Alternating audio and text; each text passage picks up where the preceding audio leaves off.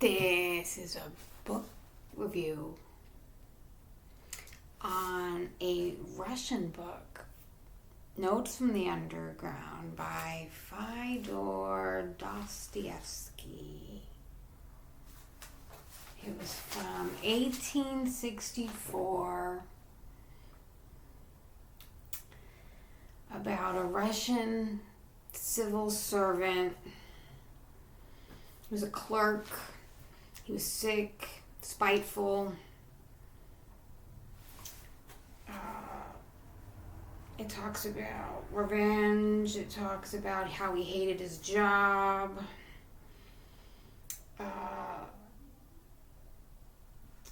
They called it Underground Men. Like they were building, there was like a palace of crystal. Like it was like a metaphor for like a utopian society. The word gentleman's in there 49 times. I learned a word which is millinary, M-I-L-L-I-N-E-R-Y.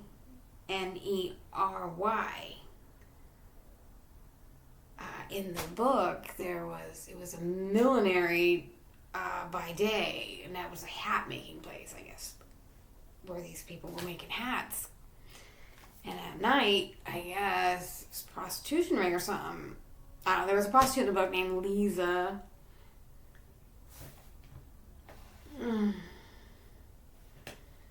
Took place in St. Petersburg. There's definitely, typical Russian snow, street lamps. It was published in the Russian Empire. Drinking vodka. Unhappy. People unhappy with their job. Drinking. He didn't take favors. He didn't do favors, so some people didn't really like him. He was sick. There was something wrong with his liver. He would not go to the doctors because he knew that was a setup.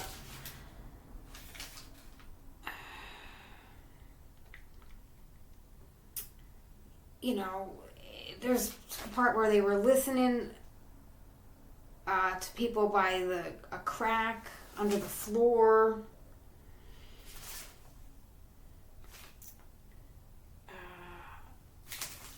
I think it was said he was superstitious.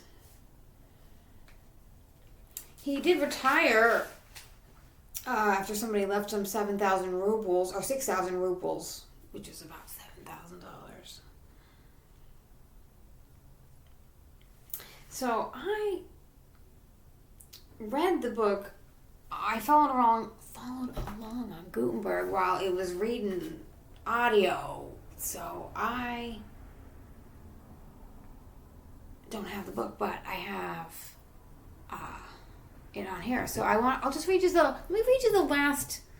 This is a spoiler, so don't keep watching if you don't want to know. But this is the last paragraph. How about? Oh, it said we were all crippled, more or less. Divorced from it, that we feel at once a sort of loathing for life, cannot bear to be reminded. Let me get my thing here. We have come almost looking upon real life as effort and hard work when it's just a life. It says we all privately agreed that it's better in books. Why do we fuss and fume? Why are we perverse and ask for something else we don't know? It would be worse for us if our petulant prayers were answered. Come, try. Give any one of us, for instance, a little more independence. Untie our hands, widen our spheres of activity, and relax the control. Yes, I assure you, we should be begging to be under control again at once. I know you will likely be angry with me for that, and we will begin shouting and stamping. But speak for yourself.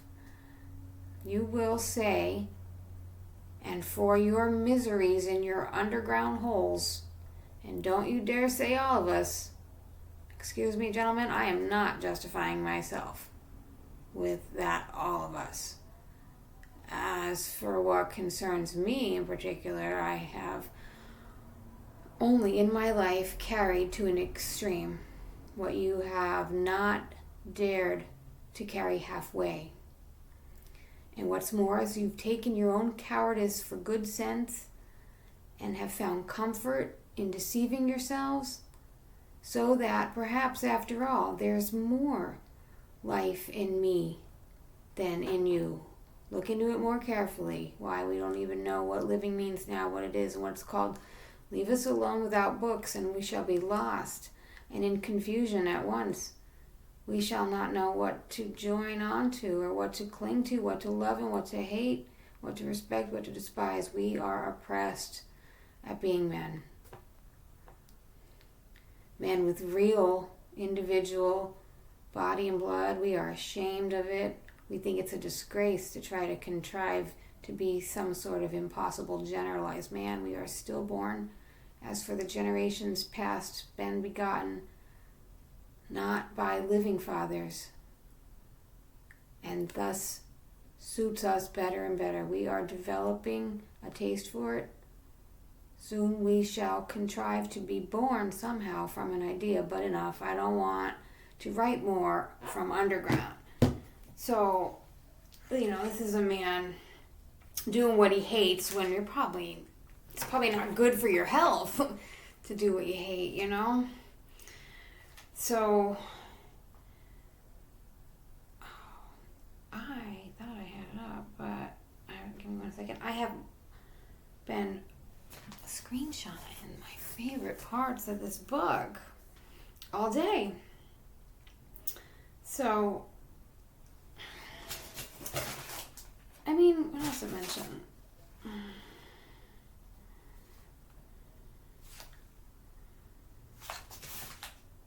It says,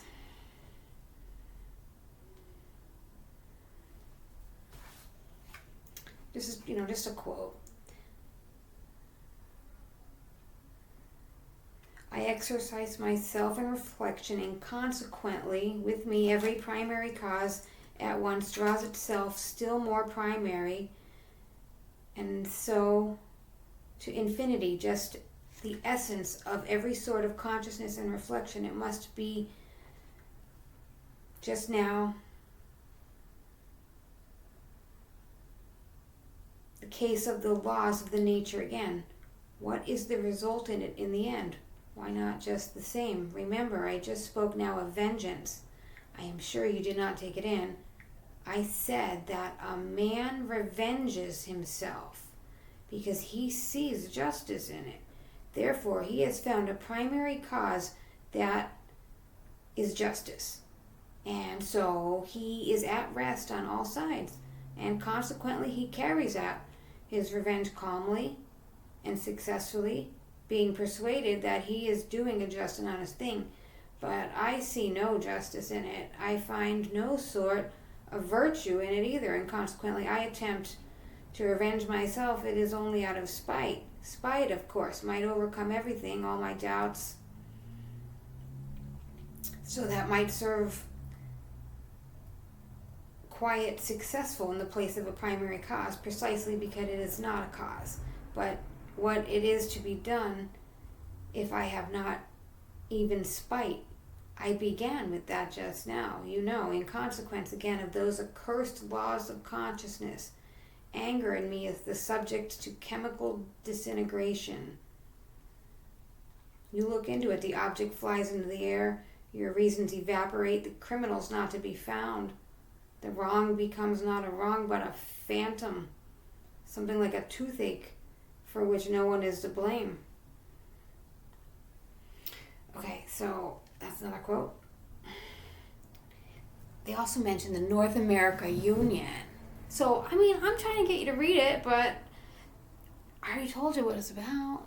A man who's probably got sick because he didn't like his job. It's not good for his health. Here's another quote. Says, take the North American Union, the eternal union. Take the farce of Schleswig-Holstein. Mentions that. Also mentions Cleopatra. Roman history was fond of sticking gold pins in slave girls' breasts to derive satisfaction from their screams and writhing. You will say that was in the comparatively barbarous times, and he says these are barbarous times too, because comparatively speaking, pins are stuck in even now. Although no man has now learned to see more clearly than in the barbarous ages, he is still far from having learned to act as reason and science would dictate, but I'm fully convinced that he'll be sure to learn when he gets rid of his old bad habits and when common sense and science.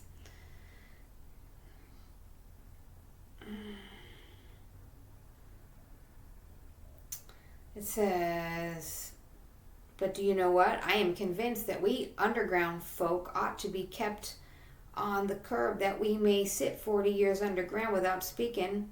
When we do come out into the light of day, we talk and break out and talk and talk and talk.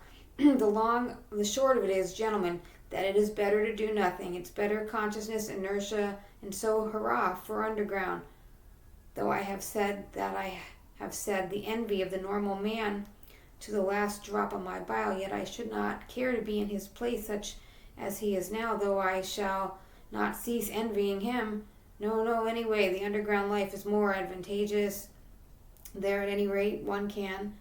But even now I'm lying because I know myself that it is not an underground that's better, but something different, quite different, for that which I am thirsting, but I cannot find. Damn underground.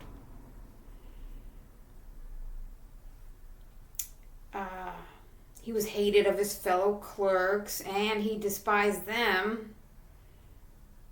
Yet at the same time, I was, as it were, afraid of them. So, let's see if there's any more.